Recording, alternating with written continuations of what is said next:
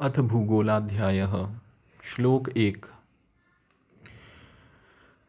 तदंतर सूर्यांश पुरुष को करबद्ध प्रणाम कर अत्यंत भक्ति भाव से अर्चन कर मयासुर ने ये प्रश्न पूछे। श्लोक 2। हे भगवान, इस पृथ्वी का परिमाण क्या है, इसका स्वरूप कैसा है, पृथ्वी का आश्रय आधार क्या है, इसके कितने विभाग हैं तथा कौन कौन सी 7 पाताल भूमि हैं। श्लोक 3। सूर्य अहोरात्र दिन रात्रि की व्यवस्था कैसे करते हैं तथा भुवनों भूर्भुवादि 14 भुवनों को प्रकाशित करते हुए पृथ्वी की परिक्रमा किस प्रकार करते हैं। श्लोक 4। देवताओं और असुरों की अहोरात्र व्यवस्था एक दूसरे से विपरीत क्यों और कैसे होती है तथा सूर्य की भगण पूर्ति के साथ इनका अहोरात्र कैसे होता है। श्लोक 5। पितरों का अहोरात्र एक चंद्रमास के तुल्य तथा मनुष्यों का अहोरात्र 60 घटी के तुल्य होता है। यही षष्टि घट्यात्मक अहोरात्र सर्वत्र क्यों नहीं होता, इसमें क्या हेतु कारण है। श्लोक 6।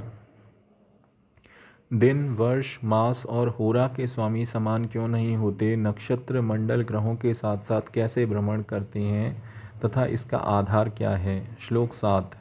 भूमि के ऊपर ऊर्ध्वोर्ध्व क्रम से कितनी ऊंचाई पर ग्रहों एवं नक्षत्रों की कक्षाएं हैं तथा उनमें परस्पर कितना अंतराल है, उनकी मात्रा संख्या तथा उनका क्रम क्या है। श्लोक 8। ग्रीष्म ऋतु में सूर्य की रश्मियाँ अति तीक्ष्ण होती हैं किंतु हेमंत ऋतु में उस प्रकार अर्थात तीक्ष्ण नहीं होती। कितनी दूरी तक सूर्य की रश्मियाँ प्राप्त होती हैं, इसके आधार पर कालमान कितने हैं तथा उनका प्रयोजन क्या है। श्लोक 9। हे भूत भावन भगवान, मेरे इन संशयों को दूर करें। आप सर्वद्रष्टा हैं, अतः आपके अतिरिक्त अन्य कोई भी मेरे इन संशयों को दूर करने में समर्थ नहीं है। श्लोक 10। इस प्रकार भक्तिपूर्वक मैं द्वारा कहे गए वचनों को सुनकर सूर्याशावतार पुरुष ने पूर्वोक्त ग्रहचरित के अनंतर अत्यंत रहस्यमय उत्कृष्ट ज्ञान युक्त उत्तरवर्ती ज्योतिष शास्त्र रूपी अध्यायों को पुनः कहा। श्लोक 11। सूर्यांश पुरुष ने मैं को संबोधित करते हुए कहा, एकाग्र चित्त होकर सुनो, मैं अत्यंत गुह्य रहस्य में आध्यात्म संज्ञक शास्त्र को कह रहा हूँ। मेरे पास अति भक्तों जिज्ञासु शिष्यों के लिए कुछ भी अदेय नहीं है। श्लोक 12। वासुदेव परम ब्रह्म हैं, इन्हीं की मूर्ति परम पुरुष है। ये अव्यक्त निर्गुण शांत और 25 तत्वों से परे तथा अव्यक्त हैं अर्थात निर्विकार हैं। श्लोक 13। सर्वत्र अनुभव योग्य संकर्षण देव ने इसी प्रकृति के अंतर्गत प्रविष्ट होकर सर्वप्रथम जल की रचना की, अनंतर उस जल में बीज स्वरूप अपने तेज को स्थापित किया। श्लोक 14। यह बीज स्वरूप तेज स्वर्ण अंड का रूप धारण कर लिया। वह चारों तरफ से अंधकार से घिरा हुआ था, जहाँ अंड के भीतर सर्वप्रथम सनातन भगवान अनिरुद्ध प्रकट हुए। श्लोक 15। यही भगवान हिरण्यगर्भ हैं, जिनका वेदों में उल्लेख है। सर्वप्रथम आदिभूत उत्पन्न होने से इन्हें आदित्य तथा अंड से प्रसूत होने के कारण सूर्य कहा गया। श्लोक 16। परम ज्योति संपन्न होने के कारण इन्हें सूर्य तथा अंधकार से परे होने से अंधकार को नष्ट करने से सविता कहते हैं। ये भगवान भूत भावन प्राणियों का पोषण करने वाले समस्त भुवनों को प्रकाशित करते हुए परिभ्रमण कर रहे हैं। श्लोक 17।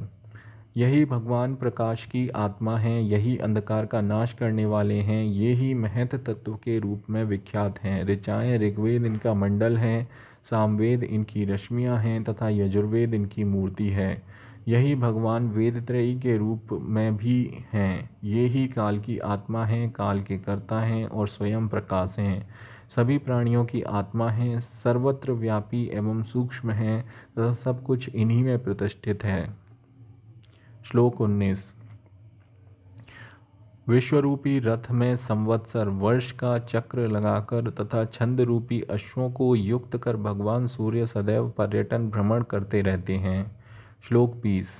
भगवान सूर्य के 3 पाद अमर हैं अर्थात कभी नष्ट न होने वाले हैं, इसलिए वे अगम्य हैं। एक चतुर्थ पाद से ही प्रकट दृश्य हैं उसी सूर्य भगवान ने अहंकार स्वरूप ब्रह्मा को संसार की सृष्टि के लिए उत्पन्न किया। श्लोक 21। उस समस्त लोकों के पितामह ब्रह्मा को श्रेष्ठ वेदों को प्रदान कर तथा उन्हें अंड के मध्य में स्थापित कर स्वयं भगवान सूर्य समस्त विश्व को प्रकाशित करते हुए परिभ्रमण करने लगे। श्लोक 22।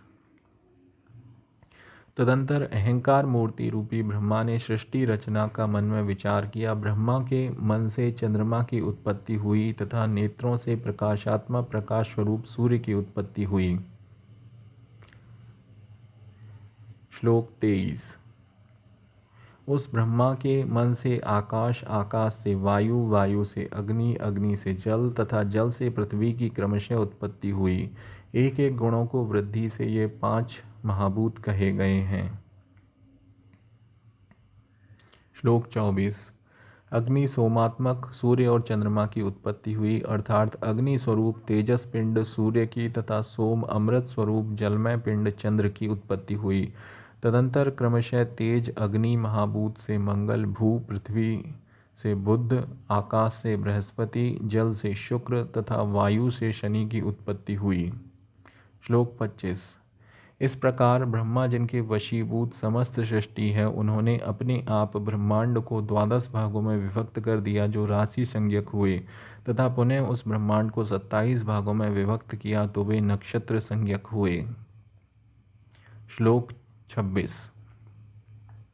तत्पश्चात ग्रह नक्षत्र आदि की सृष्टि के अनंतर ब्रह्मा ने उत्तम, मध्यम, अधम स्रोतों से सत्व, रज, तम स्वरूप त्रिगुणात्मक प्रकृति की रचना कर देव आदि देव, मनुष्य, असुर, पशु, पक्षी, वृक्ष, लता प्रभृति चर अचर चेतन जड़ विश्व की रचना की। श्लोक 27 से 29। तत्पश्चात गुण कर्म विभागानुसार पूर्व कल्पोक्त विधि से चराचर सृष्टि की रचना कर वेदों में बताए गए मार्गानुसार ग्रह, नक्षत्र, तारा, भूमि, विश्व, भूर्भुवादि देव, असुर, मनुष्य एवं सिद्ध आदि का ब्रह्मा ने विभाजन किया। यह ब्रह्मांड अंड के मध्य का अत्यंत विस्तृत छिद्र है, अर्थात 2 अंड कटाहों के मध्य का विशाल रिक्त स्थान अनंत आकाश संज्ञक है। 2 अंड कटाहों द्वारा संपुट होने से यह गोल आकृति वाला है। इसी के मध्य में भूर्भुवादि लोक अवस्थित हैं। श्लोक 30-31। ब्रह्मांड अंड कटाह की भीतरी परिधि कक्षा या आकाश कक्षा कही गई है। उसके मध्य में अधोध एक दूसरे से नीचे क्रम से नक्षत्रादि भ्रमण करते हैं। नक्षत्रों के नीचे क्रमशः शनि, बृहस्पति, भूम, सूर्य, शुक्र, बुध और चंद्रमा की कक्षाएं हैं जिनमें वे भ्रमण करते हैं। ग्रहों के नीचे क्रमशः सिद्ध, विद्याधर और धन मेघ हैं।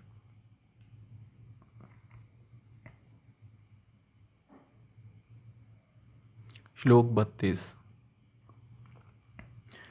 ब्रह्मांड के चारों ओर से मध्य भाग में यह भूगोल ब्रह्मा की धारणात्मिका परम शक्ति आकर्षण शक्ति से आकाश में अवस्थित है।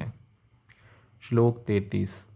पृथ्वी के आंतरिक भाग में नाग और असुरों के आश्रय रूप में तथा दिव्य औषधियों, प्रकाश युक्त वनस्पतियों एवं रसों से युक्त अति सुंदर 7 पाताल भूमि हैं। श्लोक 34। अनेक रत्नों के समूह से परिपूर्ण जम्बूनद स्वर्ण नदी से युक्त भूगोल के मध्य में गया हुआ तथा पृथ्वी के दोनों भाग उत्तर दक्षिण में निकला हुआ मेरु पर्वत है। श्लोक 35। मेरु पर्वत के ऊपरी भाग उत्तर दिशा में इंद्रादि देवता और महर्षिगण रहते हैं। इसी प्रकार अधोभाग दक्षिण भाग में असुर लोग रहते हैं जो देव असुर परस्पर द्वेष भाव रखते हैं। श्लोक 36। सुमेरु पर्वत के दोनों भागों के मध्य में परिधि की तरह यहाँ महासमुद्र धार समुद्र पृथ्वी की मेखला की तरह स्थित है। यह समुद्र देवों एवं असुरों की सीमा का विभाग भी करता है। श्लोक 37। सुमेरु पर्वतों के मध्य भाग में सुमेरु और कुमेरु के मध्यवर्ती समुद्र भाग में तुल्य दूरी पर पूर्वादि दिशाओं में 4 द्वीपों पर देवों द्वारा निर्मित किए गए 4 नगर हैं। श्लोक 38। पृथ्वी के चतुर्थांश भाग पर पूर्व दिशा में भद्राश्व वर्ष में यमकोटि नामक विख्यात नगर है, जिसमें स्वर्णमयी दीवारें तथा स्वर्णमय द्वार हैं। श्लोक 39। दक्षिण दिशा में भारतवर्ष में उसी प्रकार की लंका नामक महानगरी है। पश्चिम दिशा में केतुमाल वर्ष में रोमक नामक नगर कहा गया है। श्लोक 40। उत्तर दिशा में कुरु वर्ष में सिद्धपुरी नामक नगरी है। उस नगरी में पीड़ाओं से रहित सिद्ध महात्मा निवास करते हैं। श्लोक 41। पृथ्वी की परिधि के चतुर्थांश भाग के अंतर पर ये चारों नगर स्थित हैं। इन चारों नगरों से उतनी ही दूरी भूव्रत पाद पर उत्तर दिशा में सुमेरु पर्वत है, जहाँ देवताओं का निवास है। श्लोक 42। नाड़ी व्रत में स्थित अर्थात सायन मेष राशि या सायन तुला राशि में स्थित सूर्य उन चारों नगरों के ऊपर होता हुआ भ्रमण करता है। उन नगरों में विषुव छाया पलभा नहीं होती तथा अक्ष की उन्नति भी नहीं होती, अर्थात अक्षांश भी शून्य होता है। श्लोक 43-44। मेरु पर्वत के दोनों भागों अर्थात सुमेरु उत्तर ध्रुव प्रदेश तथा कुमेरु दक्षिण ध्रुव प्रदेश में ध्रुव तारा की स्थिति मध्य आकाश खमध्य में होती है। उत्तर में उत्तर ध्रुव खमध्यगत, दक्षिण में दक्षिण ध्रुव खमध्यगत होता है। जो निरक्ष देश विषुवत्पदीय प्रदेशों में स्थित है, उसके लिए दोनों भागों उत्तर दक्षिण में ध्रुव तारा क्षितिज में स्थित होता है। अतः क्षितिजस्थ दोनों ध्रुव तारों उत्तर दक्षिण की क्षितिज पर ऊंचाई न होने से उन विषुवतीय प्रदेशों में अक्षांश शून्य तथा लंबांश 90 डिग्री होता है। इसके विपरीत दोनों मेरु प्रदेशों में अक्षांश 90 डिग्री तथा लंबांश शून्य 0 होता है। श्लोक 45। मेषादि 6 राशियों में स्थित रहने पर सूर्य का दर्शन देव भाग में तथा तुलादि 6 राशियों में स्थित रहने पर सूर्य का दर्शन असुरों के भाग में होता है। मेषादि से कन्यांत पर्यंत 6 राशियों में भ्रमण करता हुआ सूर्य विषुवत नाड़ी वृत्त से उत्तर में ही रहता है। अतः लगभग 6 मास पर्यंत सूर्य का दर्शन उत्तर गोल में होता है। इसी प्रकार तुलादि से मीनांत पर्यंत 6 राशियों में सूर्य नाड़ी वृत्त से दक्षिण में रहता है, अतः 6 मास पर्यंत सूर्य का दर्शन दक्षिण गोल में ही होता है। श्लोक 46।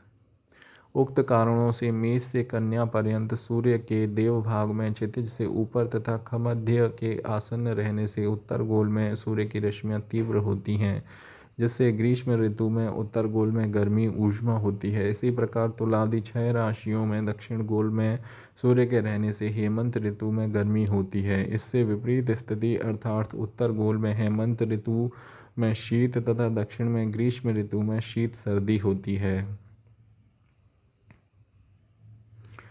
श्लोक 47 से 50। विषुवों सायन मेष और सायन तुला में सूर्य के रहने पर देवता और असुर दोनों ही सूर्य को क्षितिज पर देखते हैं।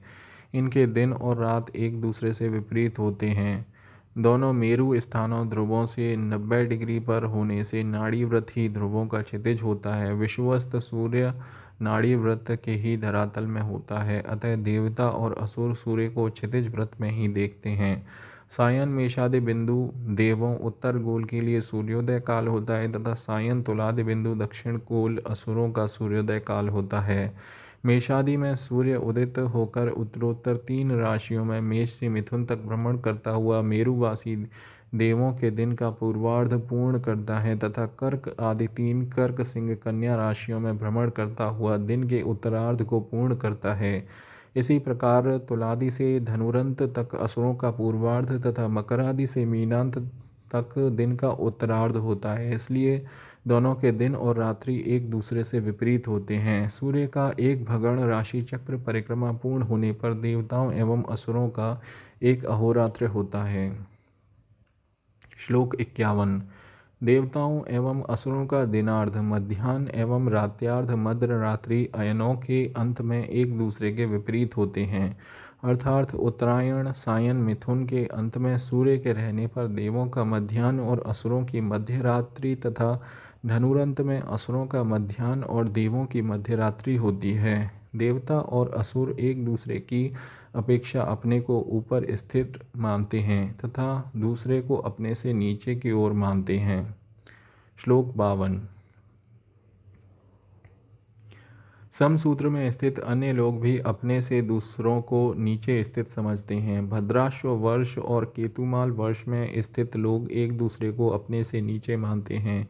इसी प्रकार लंका निवासी सिद्धपुर के निवासियों को अपने से नीचे समझते हैं। श्लोक 53। पृथ्वी भूपृष्ठ पर सर्वत्र अपना स्थान ऊपर ही प्रतीत होता है। सभी लोग अपने आप को ऊपर तथा अन्य को तिर्यक या अधोमुख मानते हैं। वस्तुतः अनंत आकाश में स्थित गोल का न कहीं ऊर्ध्व है न कहीं अध है, अर्थात सर्वत्र समान रूप से पृथ्वी पर ऊपरी भाग में ही स्थिति ज्ञात होती है। श्लोक 54। पृथ्वी की अपेक्षा मनुष्य अत्यल्प काल लघु शरीर वाला है, अतः अपने स्थान से चारों ओर गोलाकार होते हुए भी पृथ्वी को चक्राकार चिपटा देखता है। श्लोक 55। यह भगोल राशि चक्र या नक्षत्र चक्र देवताओं के क्षेत्र अर्थात सुमेरु उत्तरी ध्रुव के आसन्न बाएं से दाहिनी ओर अर्थात तथा दैत्यों के क्षेत्र कुमेरु दक्षिणी ध्रुव के आसन्न दक्षिण से वाम भाग में भ्रमण करता है। निरक्ष भूमध्य रेखीय प्रदेशों में नक्षत्र चक्र सदैव ऊपरी भाग मध्य में पूर्व से पश्चिम की ओर भ्रमण करता हुआ दृश्य होता है। श्लोक 56। अतः राशि चक्र के मस्तक के ऊपर भ्रमण करने से निरक्ष देशीय भूमध्य रेखीय प्रदेशों में 30 घटी का दिन तथा 30 घटी की रात्रि होती है तथा सुर और असुरों के भाग में सदैव एक दूसरे के विपरीत स्थिति में दिन और रात्रि में ह्रास वृद्धि होती है। अर्थात देवों के विभाग उत्तर गोल में जब दिन का मान 30 घटी से अधिक होगा तो असुरों के विभाग में रात्रि का मान 30 घटी से अधिक होगा। श्लोक 57-58। मेषादि 6 राशियों में निरक्ष प्रदेश से उत्तरोत्तर क्रम से देव भाग में दिन मान की वृद्धि होती है तथा रात्रि मान का ह्रास होता है। इससे विपरीत असुर भाग में अर्थात निरक्ष देश में दक्षिण दिशा में जैसे जैसे बढ़ते जाएंगे दिन का ह्रास तथा रात्रि की वृद्धि होती जाएगी। तुलादि 6 राशियों में उक्त क्रम से विपरीत दिन रात्रि की 6 वृद्धि देवों एवं असुरों के भागों में होती हैं। अर्थात तुलादि राशियों में उत्तर में दिन का ह्रास रात्रि की वृद्धि तथा दक्षिण गोल में दिन की वृद्धि एवं रात्रि का ह्रास होता है। इसी प्रकार ह्रास वृद्धि के क्रम को पहले स्पष्टाधिकार श्लोक संख्या 60-61 में देश अक्षांश और सूर्य क्रांति द्वारा ज्ञात करने की विधि बतलाई गई है। श्लोक 59। योजनात्मक मध्य भूपरिधि मान को अभीष्ट दिन की सूर्य क्रांति से गुणा कर भगणांश 360 से भाग देने पर जो योजनात्मक लब्धि प्राप्त हो, निरक्ष देश में उतने योजन की दूरी पर सूर्य के क्रांति की दिशा वाले देशों में मध्याह्न काल में सूर्य मध्यगत होता हुआ भ्रमण करता है। श्लोक 60-61। सूर्य की परम क्रांति में पूर्वोक्त विधि से प्राप्त योजन मान को भूवृत्तपाद भूपरिधि बटे 4 से घटाकर शेष तुल्य योजन की दूरी पर निरक्ष देश से देव और असुर दोनों के विभागों में अर्थात उत्तर एवं दक्षिण गोल में अयनांत समय से मिथुन और धनु के अंत में एक दूसरे से विपरीत एक दिन 60 घटी का और 60 घटी की रात्रि होती है। मिथुनांत में उत्तर गोल में 60 घटी का दिन और दक्षिण गोल में 60 घटी की रात्रि। इसी प्रकार धनुरंत में दक्षिण गोल में 60 घटी का दिन तथा उत्तर गोल में 60 घटी की रात्रि होती है।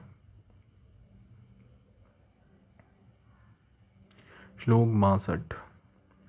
निरक्ष देश में पूर्वोक्त विधि से प्राप्त योजन मान 66 अक्षांश तक ही 60 घटी के अंतर दिन और रात्रि की 6 वृद्धि होती है तथा अहोरात्र का मान 60 घटी होता है। इससे 66 डिग्री से अधिक अक्षांश होने पर दिन रात्रि व्यवस्था भिन्न हो जाती है, क्योंकि उन स्थानों में यह भगोल राशि चक्र विपरीत भ्रमण करता है।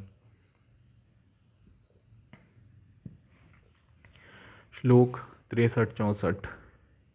द्विज्या 2 राशियों की ज्या की क्रांति से प्राप्त योजन।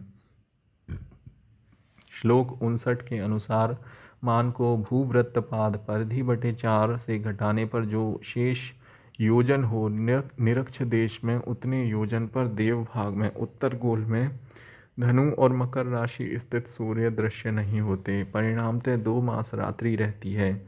इसी प्रकार मिथुन और कर्क राशिगत सूर्य असुर भाग दक्षिण गोल में दृश्य नहीं होते। जहाँ पर मध्याह्नकालिक छाया नष्ट शून्य हो, उस स्थान से भूपरिधि के चतुर्थांश भूपरिधि बटे 4 पर्यंत सूर्य का दर्शन होता है, ऐसा समझना चाहिए। श्लोक 65-66। एक ज्या एक राशि की ज्या की क्रांति से संबंधित योजन को भूपरिधि के चतुर्थांश भूपरिधि बटे 4 से घटाकर शेष योजन तुल्य निरक्ष देश से दूरी पर स्थित देव भाग उत्तर गोल के प्रदेशों में वृश्चिक, धनु, मकर और कुंभ राशियों के सूर्य दृश्य नहीं होते तथा निरक्ष देश से उतनी ही दूरी पर असुर भाग दक्षिण गोल में वृष से 4 राशि पर्यंत अर्थात वृष, मिथुन, कर्क और सिंह राशि पर स्थित सूर्य दृश्य नहीं होते। श्लोक 67। मेरु पर्वत उत्तर ध्रुववासी देवता मेषादि 6 राशियों में एक बार उदित सूर्य को ही देखते रहते हैं, अर्थात मेषादि 6 राशियों में 6 मास तक सूर्य क्षितिज के रूप ऊपर रहते हैं, सूर्यास्त ही नहीं होता। इसी प्रकार असुर लोग कुमेरु या दक्षिण ध्रुववासी तुलादि 6 राशियों में 6 मास तक सूर्य को उदित देखते हैं। श्लोक 67 से 69। भूमंडल के 15वें भाग अर्थात 24 डिग्री पर देवताओं एवं असुरों दोनों के भागों में अर्थात निरक्ष से 24 डिग्री उत्तर एवं 24 डिग्री दक्षिण उत्तरायण और दक्षिणायन के अंतिम बिंदु मिथुनांत अहोरात्र व्रत तथा धनुरंत अहोरात्र व्रत में सूर्य मध्य में होता हुआ भ्रमण करता है। इन दोनों बिंदुओं या अहोरात्र व्रतों धनुरंत से मिथुनांत तक के मध्यगत प्रदेशों में ही मध्याह्नकालिक शंकु छाया उत्तराभिमुखी या दक्षिणाभिमुखी हो सकती है। इससे भिन्न 24 डिग्री से अधिक प्रदेशों में अपने अपने ध्रुवों की तरफ छाया जाती है। उत्तर गोल में उत्तराभिमुखी, दक्षिण गोल में दक्षिणाभिमुखी छाया पड़ती है। श्लोक 70-71। जब भद्राश्व वर्ष में यमकोटि नगर के मध्य में सूर्य होता है, उस समय भारतवर्ष में लंका के क्षितिज पर सूर्योदय होता है। उस समय केतुमाल वर्ष रोमक पत्तन में मध्यरात्रि तथा कुरु वर्ष सिद्धपुर में सूर्यास्त होता है। इसी प्रकार भारत आदि वर्षों में दिनार्ध, उदय, अर्धरात्रि काल एवं अस्तकाल करते हुए सूर्य परिभ्रमण करते हैं। श्लोक 72। ध्रुवाभिमुख गमन करने से क्रमशः ध्रुव की क्षितिज से उन्नति बढ़ती जाती है तथा नक्षत्र चक्र खमध्य से नीचे की ओर क्रमशः जाता है, अर्थात नक्षत्र चक्र नत हो जाता है। इसी प्रकार निरक्ष देश विषुवतीय प्रदेशों की ओर बढ़ने से क्रमशः नक्षत्र चक्र की उन्नति बढ़ती जाती है तथा ध्रुव तारा की उन्नति घटती जाती है, अर्थात नतांश बढ़ता जाता है। श्लोक 73। नक्षत्र चक्र ध्रुवों से आबद्ध होकर प्रबह वायु के वेग से प्रेरित होकर निरंतर भ्रमण करता रहता है तथा नक्षत्र चक्र से आबद्ध ग्रह कक्षाएं भी क्रमानुसार भ्रमण करती हैं। श्लोक 74। देवता और असुर दोनों ही एक बार सूर्योदय होने पर उसे आधे वर्ष अर्थात 6 मास तक देखते रहते हैं। देव और असुरों के भाग में 6 मास का दिन और 6 मास की रात्रि होती है। चंद्रमा के पृष्ठ भाग में रहने वाले पितृगण 15 दिन एक पक्ष तक सूर्य का दर्शन करते हैं, अर्थात चंद्र के पृष्ठ में 15 दिनों का एक तथा 15 दिनों की रात्रि होती है, जबकि भूपृष्ठ वाले मनुष्यगण अपने अपने स्थानीय दिनमान के अनुसार सूर्य दिन का अवलोकन करते हैं। श्लोक 75 से 77। जिन ग्रहों की कक्षा ऊपर पृथ्वी से दूर है उनका परिमाण वृहद है तथा जो ग्रह कक्षा नीचे पृथ्वी के सन्निकट हैं उनका परिमाण अल्प है। वृहद कक्षाओं के अंश प्रमाण बड़े तथा छोटी कक्षाओं के अंश प्रमाण छोटे होते हैं। अल्प कक्षाश्रित ग्रह अल्पकाल में भगण पूर्ति करते हैं, वृहद कक्षाश्रित ग्रह अधिक काल में भगण पूर्ति करते हैं।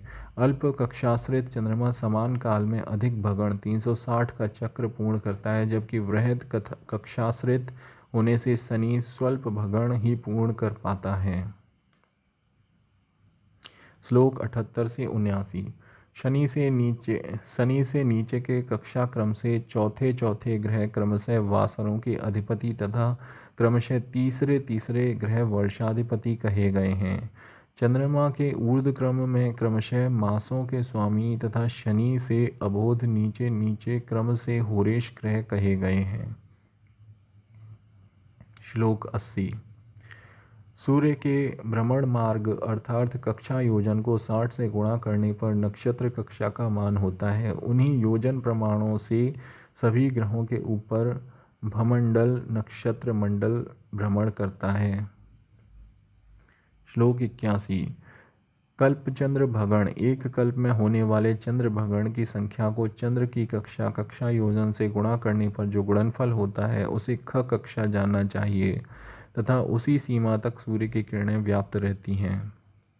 श्लोक 82। उक्त खगक्षा मान को जिस ग्रह की कल्प भगण संख्या से भाग दिया जाएगा भागफल उस ग्रह की कक्षा का योजनात्मक मान होगा। कल्प सावन दिवसों से आकाश कक्षा में भाग देने पर सभी ग्रहों की पूर्वाभिमुखी योजनात्मक गति ज्ञात होती है। श्लोक 83। ग्रहों की योजनात्मिका गति को चंद्र कक्षा योजन से गुणा कर स्वयं स्वयं कक्षा योजनों से भाग देकर लब्धि को पुनः 15 से भाग देने पर तद्दत ग्रहों की गति का कलात्मक मान होता है। श्लोक 84। ग्रह कक्षा को भू व्यास से गुणा कर भू परिधि से भाग देने पर लब्धि ग्रह कक्षा का व्यास होता है। कक्षा व्यास में भू व्यास को घटाकर आधा करने से भूपृष्ठ से ग्रह की ऊंचाई होती है। भूपृष्ठ से ग्रह की योजनात्मक दूरी होती है।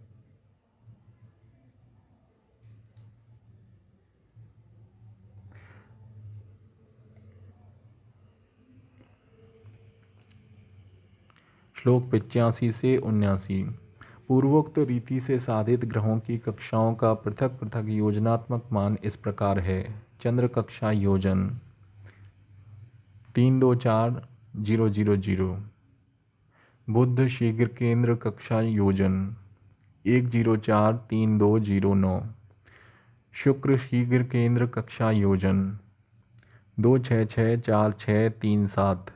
सूर्य बुध शुक्र का कक्षा योजन 4331500। भौम की कक्षा का योजन 8146909। चंद्रोच्च का कक्षा योजन 38328484। गुरु का कक्षा योजन 51375764। राहु संपात कक्षा योजन 80572864। शनि कक्षा योजन 1276682555। नक्षत्र कक्षा योजन 259890000। सूर्य बुध और शुक्र की कक्षाएं पृथक पृथक हैं किंतु इसके भगण समान होने के कारण इनके कक्षा योजन तुल्य पठित हैं तथा राहु संपात चंद्र कक्षा में ही होता है। फिर भी पृथक साधन की दृष्टि से कक्षा का पृथक पृथक साधन किया गया है। श्लोक 90। इस ब्रह्मांड कटा समूह की भीतरी परिधि के अंदर चारों तरफ सूर्य की किरणों का विस्तार है अर्थात जहाँ तक सूर्य रश्मियाँ जाती हैं वहीं तक ख कक्षा है। ख कक्षा का मान 18712086400000 योजन है। इति भूगोलाध्याय।